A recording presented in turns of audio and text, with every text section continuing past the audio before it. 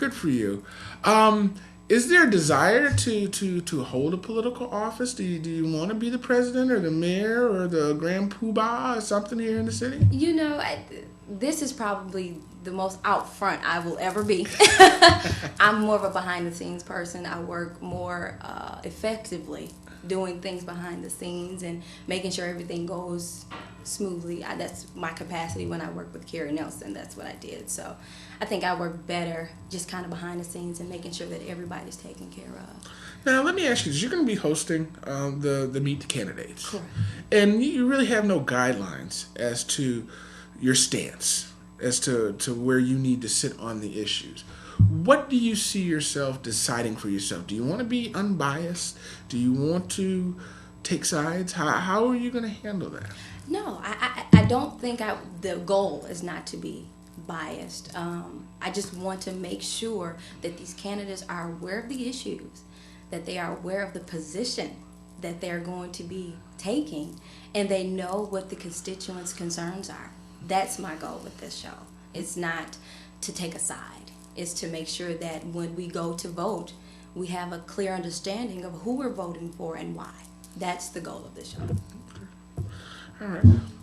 Now, you had a chance, almost 2 years, to observe city council. And as an unbiased, what would you do to fix? What was the suggestions could you make to fix the relationship between the administration and the council? That's you want question. 3 or that's a toughie, huh? That's a tough question. Outside looking in, I would say that there has to be more communication between the administration and the city council. Mm-hmm. The bickering amongst the two, I think, has completely ripped the communication between the two because everybody wants to blame everybody else. When at the end of the day, it needs to be what is best for the residents of this city.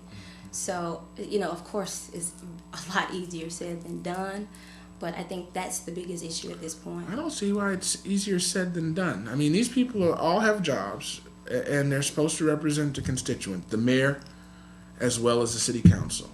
And the petty stuff that doesn't reflect the citizenry needs to stop.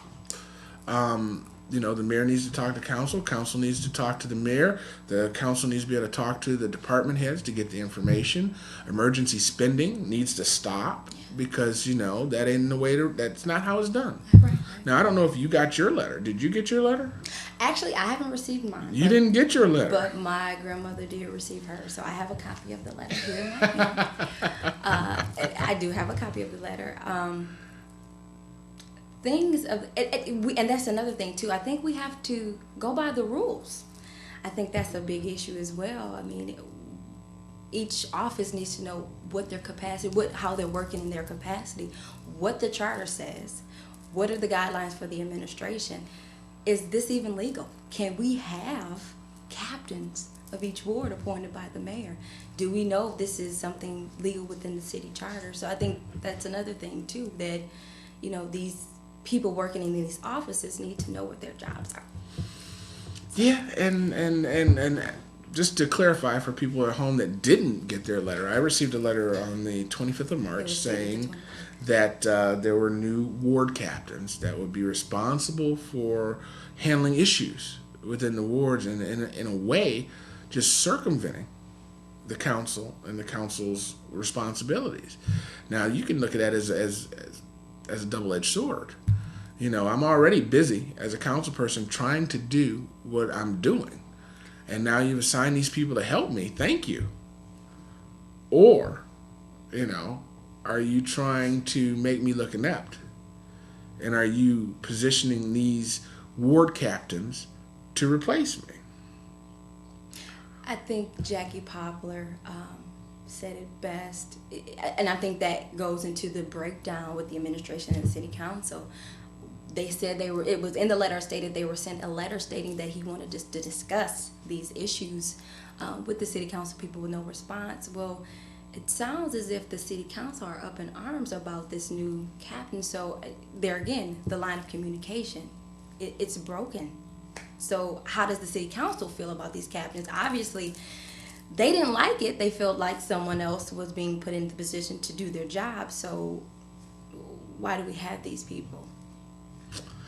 Well, the letter also said, and for those of you who watch the city council meetings on Sundays and Mondays, this is not new news to you.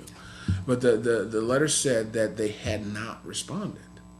But I've watched them send resolutions, and resolutions are pretty much official notices of a need for information or a need for action. And the council regularly sends resolutions to the administration for information. Mr. Buchanan himself, who is now attending the committee meetings, God bless him, because we missed that for 3 years. So we have to give him credit for being there. Has on no less than 6 occasions apologized himself for not being able to get the information that the council is asking. So I see the council asking for the information. I just don't see it coming from the administration the way I think it should flow. And hopefully with Daryl, there at the meetings now, that too will change in time. Hopefully, that's hopeful. That's I think that's why the city council actually asked him or approved him to be the administrator, to find some balance or some lines of communication with the administration. So I'm sure they had that same hope with Peggy Cook, the invisible woman. Yeah, Peggy. We didn't see Peggy at all, during her tenure, and I know that she was ill as well, and I have no hard feelings towards Peggy, but she wasn't there. She definitely was not at the meetings and wasn't acting as the liaison that I'm sure they hoped that she would when she was appointed. Now we've got an opportunity with Daryl Buchanan, one of their own, coming off the council, going into the administration. He knows the hardships of the council. He knows the issues of the council, and now he's learning and or getting initiated into the administrative end of it, and maybe he'll do the right thing. We're hoping. The question is, how long do we wait? How long does it take to do the right thing? Well, I think he's taken a good first step. He is attending the meetings. He is taking some responsibility for the administration not getting the information to the city council in a timely fashion. So just have to see. I agree. Listen, those of you watching at home, if you want to get involved or you want to provide a question for one of the candidates on a future show, I'm going to put up the telephone number. It's 810-239-2901. Or you can email us at, let's see what we're going to use. We're going to use spectacleproductions@spectacleproductions.com for now. I'll get to meet the candidate's address up soon. But you can email us at spectacleproductions@spectacleproductions.com. Or you can give us a call at 810-239-2901. One, if there's a candidate that you haven't seen on the show that you'd like to appear on the show, we encourage you to not only call them and urge them to call us, but for you to call us and give us their names, and we will try to make every effort to give them some time on this program so that you can get to know them. With that said, we are going to take a break, give you a chance to stretch your legs, and we will be right back.